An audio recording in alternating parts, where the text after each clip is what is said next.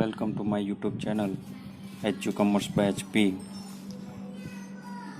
આપ સૌ વિદ્યાર્થી મિત્રોનું હાર્દિક સ્વાગત કરું છું. ધોરણ 11 વિષય આંકડાશાસ્ત્ર. વિદ્યાર્થી મિત્રો, આજથી આપણે ધોરણ 11 આંકડાશાસ્ત્ર વિષયની શરૂઆત કરી રહ્યા છીએ.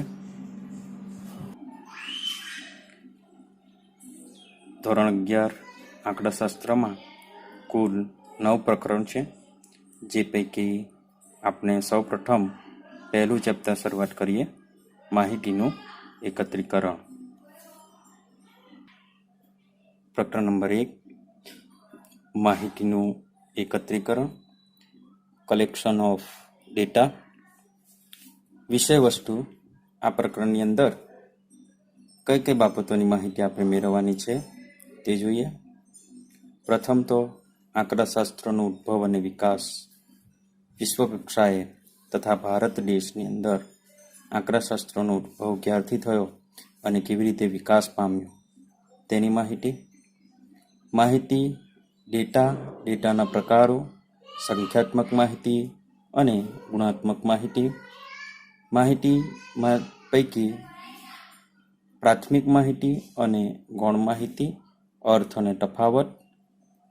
આ માહિતીમાં પ્રાથમિક માહિતી એકત્ર કરવાની રીતો, પ્રત્યક્ષ તપાસ, અર્થ, લાભ, ગેરલાભ, પરોક્ષ તપાસ, અર્થ, લાભ અને ગેરલાભ,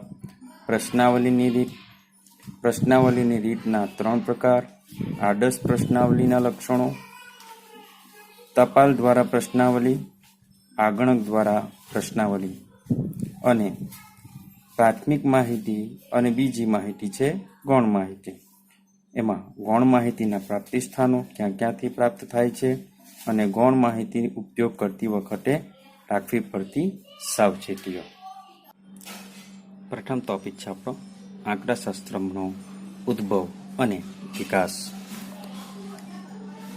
આંકડાશાસ્ત્ર ક્ષેત્રે ભારતનું પ્રદાન મૌર્ય સામ્રાજ્યથી થયું હોય તેવી નોંધ પ્રાપ્ત થાય છે.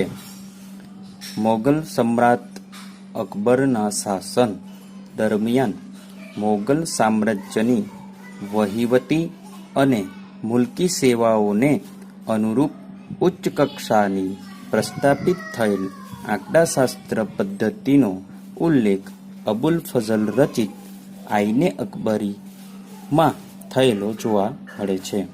વિદ્યાર્થી મિત્રો, ભારતમાં સૌપ્રથમ આંકડાશાસ્ત્રનો ઉલ્લેખ થયો હોય તો એ મૌર્ય સામ્રાજ્યથી થયો હોય એવું માનવામાં આવે છે. મોગલ સમ્રાટ અકબરના શાસનની વાત કરીએ તો અકબરના શાસન દરમિયાન વહીવટી અને મુલકી સેવાઓને અનુરૂપ આંકડાશાસ્ત્ર પદ્ધતિનો વિશેષ ઉપયોગ થયો હોય તેવું અકબરના મંત્રી અબુલ ફઝલ દ્વારા રચિત આઈને અકબરી પુસ્તકમાં તેની નોંધ પ્રાપ્ત થાય છે. આઈને અકબરી પુસ્તકનો નમૂનો તમે ચિત્ર અહીં જોઈ શકો છો.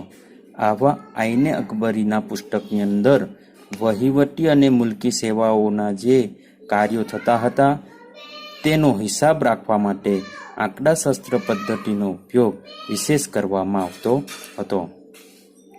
રાજ્યને લગતી માહિતીનું પૃથ્થકરણ કરવા માટે સૌપ્રથમ વખત ગોટફ્રીડ એકેનવોલે 1749માં જર્મન શબ્દ સ્ટેટિસ્ટિકનો ઉપયોગ કર્યો હતો. પ્રશ્ન વિશેષ પૂછવામાં આવે છે કે સૌપ્રથમ જર્મન શબ્દ સ્ટેટિસ્ટિક્સનો ઉલ્લેખ કોના દ્વારા કરવામાં આવ્યો હતો? ગોટફ્રીડ એકેનવોલે. ફરીથી, જર્મન શબ્દ સ્ટેટિસ્ટિક શબ્દનો ઉપયોગ સૌપ્રથમ કોના દ્વારા કરવામાં આવ્યો હતો? ગોટફ્રીડ એકેનવોલે. ઈસવીસન 1749. ત્યારબાદ વાત કરીએ આંકડાશાસ્ત્રનો ઉલ્લેખ એન્સાઇક્લોપીડિયા બ્રિટાનિકામાં ઈસવીસન 1797માં થયો હતો. સૌપ્રથમ જો ઉલ્લેખ થયો હોય તો તે ગોટફ્રીડ એકેનવોલે 1749માં કર્યો. ત્યારબાદ આંકડાશાસ્ત્ર શબ્દનો ઉલ્લેખ એનસાઇક્લોપીડિયા બ્રિટાનિકામાં ઈસવીસન 1797માં થયો હતો. સંભાવના શાસ્ત્રના પ્રારંભિક પરિણામો મેળવનાર બે મહારથીઓ લાપ્લાસ અને ગૌસનું નામ મુખ્ય છે. આંકડાશાસ્ત્ર સમિતિ રોયલ આંકડાશાસ્ત્રીય સંસ્થાની સ્થાપના ઈસવીસન 1834માં લંડન શહેરમાં થઈ હતી. તો ઘણા ટૂંકા પ્રશ્નો આપણે ફરીથી જરા જોઈએ. એક પહેલો પ્રશ્ન આપણને પૂછાય એમાં અકબરના શાસન દરમિયાન વહીવટી અને મુલકી સેવાઓમાં આંકડાશાસ્ત્ર પદ્ધતિનો ઉલ્લેખ થયો છે. અકબરના મંત્રી અબુલ ફઝલ રચિત આઈને અકબરી પુસ્તકમાં તેનો ઉલ્લેખ થયો છે. ત્યારબાદ બીજો પ્રશ્ન, જર્મન શબ્દ સ્ટેટિસ્ટિક શબ્દનો સૌપ્રથમ ઉલ્લેખ કોણે કર્યો હતો? ગોટફ્રીડ એકેન વોલે. ગોટફ્રીડ એકેન વોલે. ત્યારબાદનો પ્રશ્ન કે ત્યાર પછી આંકડાશાસ્ત્ર શબ્દનો ઉલ્લેખ બીજી વખત ક્યારે થયો? એનસાઇક્લોપીડિયા બ્રિટાનિકા ઈસવીસન 1797માં થયો હતો. ત્યાર પછીનો પ્રશ્ન, સંભાવના શાસ્ત્રના પ્રારંભિક પરિણામો રજૂ કરનાર મહારથીઓ કોણ? તો લાપ્લાસ અને ગૌસ. આંકડાશાસ્ત્ર સમિતિ રોયલ આંકડાકીય સંગઠનની સ્થાપના ક્યારે થઈ અને ક્યાં? તો ઈસવીસન 1834 અને લંડન શહેરમાં. ત્યાર પછીનો મહત્વનો પ્રશ્ન એક આવે છે કે ગણિતીય આંકડાશાસ્ત્રના રચયિતા કોણ? તો ગણિતીય આંકડાશાસ્ત્રના રચયિતા કાર્લ પિયર્સન હતા.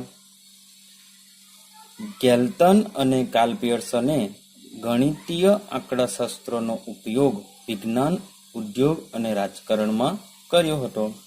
પણ સૌથી અગત્યનો પ્રશ્ન, ગણિતીય આંકડાશાસ્ત્રના રચયિતા કોણ? તો કાર્લ પિયર્સન હતા. ઈસવીસન 1910 અને 1920ના સમયગાળા દરમિયાન ગોસેટ અને ફિશરે લઘુ નિદર્શ માહિતીને માટે આધુનિક આંકડાશાસ્ત્રીય વિજ્ઞાનની રચના કરવાનો પ્રારંભ કરેલ. કયા બે આંકડાશાસ્ત્રી? ગોસેટ અને ફિશરે આધુનિક આંકડાશાસ્ત્ર વિજ્ઞાનની રચનાનો પાયો નાખ્યો. ફિશરે જીનેટિક્સ, બાયોમેટ્રી, મનોવિજ્ઞાન, શિક્ષણ, ખેતી જેવા જાત જાતના ભિન્ન ક્ષેત્રોમાં આંકડાશાસ્ત્રનો ઉપયોગ કર્યો હતો અને એથી જ ફિશરને આંકડાશાસ્ત્રના પિતા, આધુનિક આંકડાશાસ્ત્રના પિતા તરીકે તેમને ખૂબ જાણીતા છે. આધુનિક આંકડાશાસ્ત્રના રચયિતા તરીકે કોણ જાણીતું છે? તો ફિશર. ફિશર એ આંકડાશાસ્ત્રના પિતા તરીકે ખૂબ જાણીતા છે. પહેલો પ્રશ્ન કે જેમાં અબુલ ફઝલ રચિત આઈને અકબરી પુસ્તકના વહીવટી અને મુલકી સેવાઓમાં આંકડાશાસ્ત્રીય પદ્ધતિનો ઉપયોગ થયો છે. સૌ પ્રથમ જર્મન શબ્દ સ્ટેટિસ્ટિકનો ઉલ્લેખ ગોટફ્રીડ એકેનવોલે. ત્યારબાદ આંકડાશાસ્ત્રનો ઉલ્લેખ એનસાઇક્લોપીડિયા બ્રિટાનિકામાં ઈસવીસન 1797. સંભાવના શાસ્ત્રના પ્રારંભિક પરિણામો રજૂ કરનાર બે મહારથી લાપ્લાસ અને ગૌસ. આંકડાશાસ્ત્રીય સમિતિની રચના રોયલ આંકડાશાસ્ત્રીય સંગઠન 1834 લંડન શહેરમાં થઈ હતી.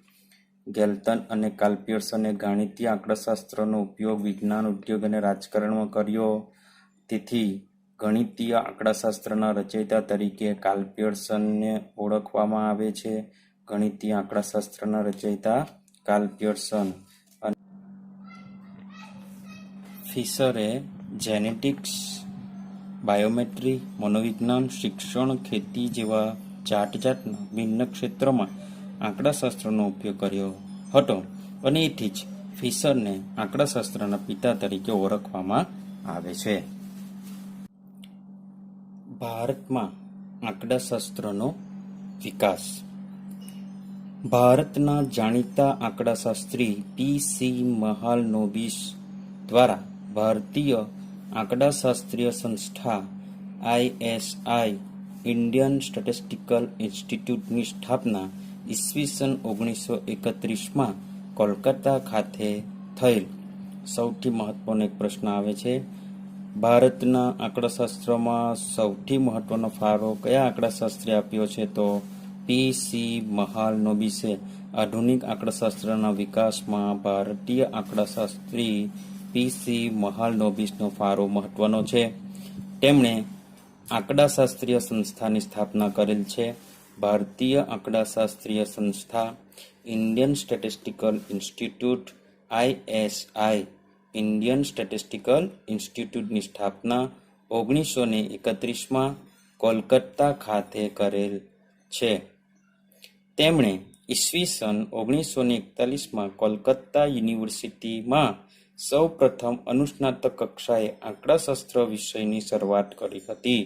સૌ પ્રથમ આંકડાશાસ્ત્ર વિષયની શરૂઆત ભારતમાં કઈ યુનિવર્સિટીમાં?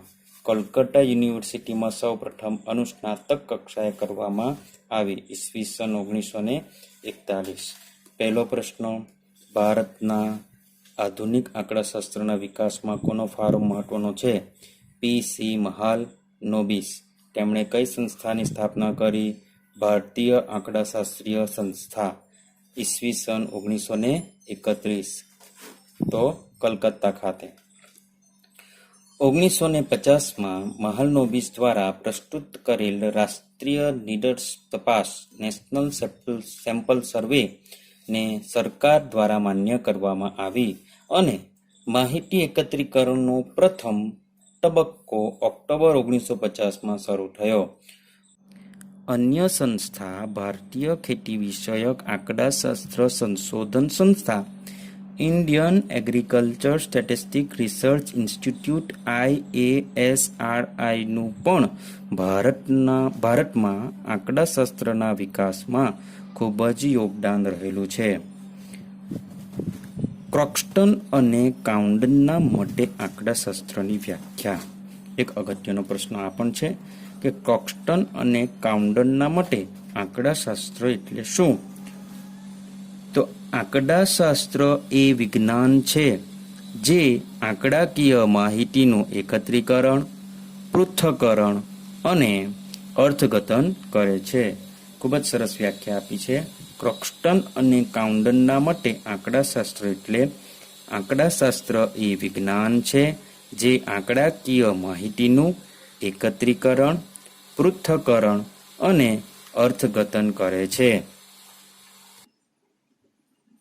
હાલના સમયમાં આંકડાશાસ્ત્ર વિષય માત્ર જથ્થાત્મક માહિતી માટે જ નહીં પરંતુ ગુણવાચક માહિતી માટે પણ વપરાય છે. તેથી આજે તેને આધુનિક વૈજ્ઞાનિક પદ્ધતિના એક સ્વતંત્ર ભાગ તરીકે ગણવામાં આવે છે.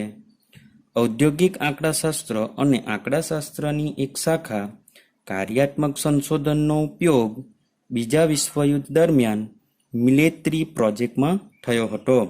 OR કાર્યાત્મક સંશોધન. ORનું પૂરું નામ ઓપરેશન્સ રિસર્ચ. કાર્યાત્મક સંશોધનનો ઉપયોગ બીજા વિશ્વયુદ્ધ દરમિયાન મિલિટરી પ્રોજેક્ટમાં થયો હતો. ભારતમાં 1949માં હૈદરાબાદમાં રિજિયનલ રિસર્ચ લેબોરેટરી ખાતે કાર્યાત્મક સંશોધન માટેનું એકમ અસ્તિત્વમાં આવ્યું હતું. રાષ્ટ્રીય આયોજન અને તપાસ માટે 1953માં ISI Indian statistical institute Kolkata ખાતે કાર્યાત્મક સંશોધનની રીતનો ઉપયોગ કરીને પી.સી. મહાલનોબિસે બીજી પંચવર્ષીય યોજનાનું માળખું તૈયાર કર્યું હતું. અગાઉ આપણે જોયું કે આંકડાશાસ્ત્ર માત્ર જથ્થાવાચક માહિતી માટે જ નહીં પરંતુ ગુણવાચક માહિતી માટે પણ વપરાય છે. અને એથી આપણે ડેટા માહિતીના પ્રકારો બે વિભાગમાં વહેંચવામાં આવ્યા છે: સંખ્યાત્મક માહિતી અને ગુણાત્મક માહિતી. સંખ્યાત્મક માહિતી અને ગુણાત્મક માહિતી.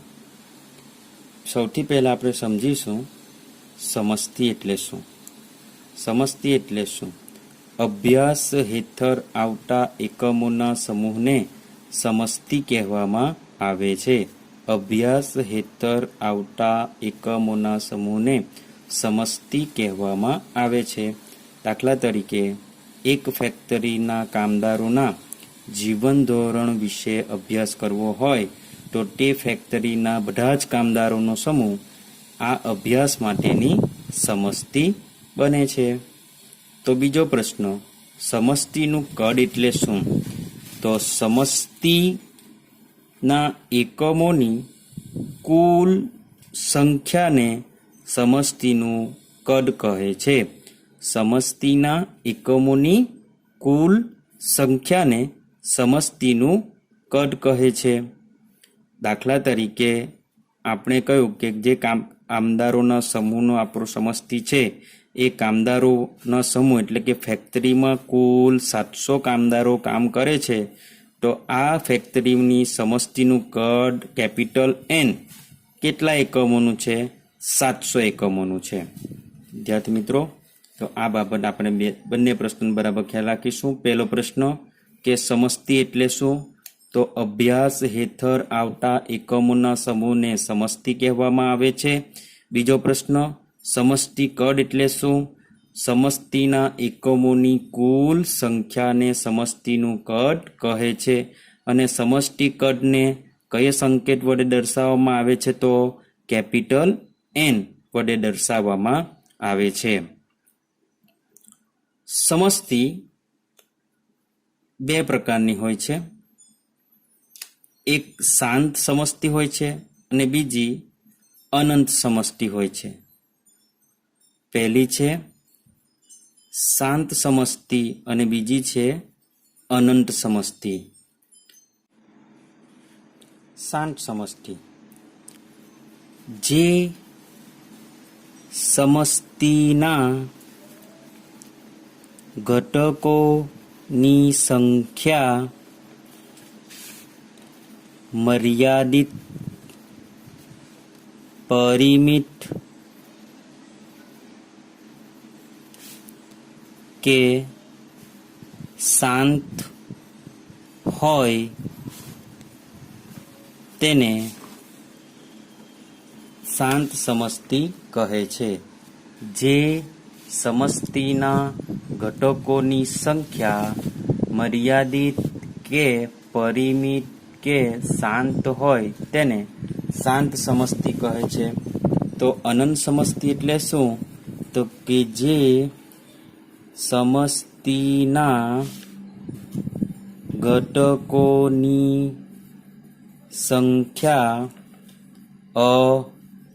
અમર્યાદિત કે અપરિમિત કે શાંત ન હોય તેને અનંત કે અશાંત સમસ્તી કહે છે. આમ સમસ્તીના બે પ્રકાર છે, શાંત સમસ્તી અને અનંત સમસ્તી. ત્યારબાદ સમસ્તીમાંથી કોઈ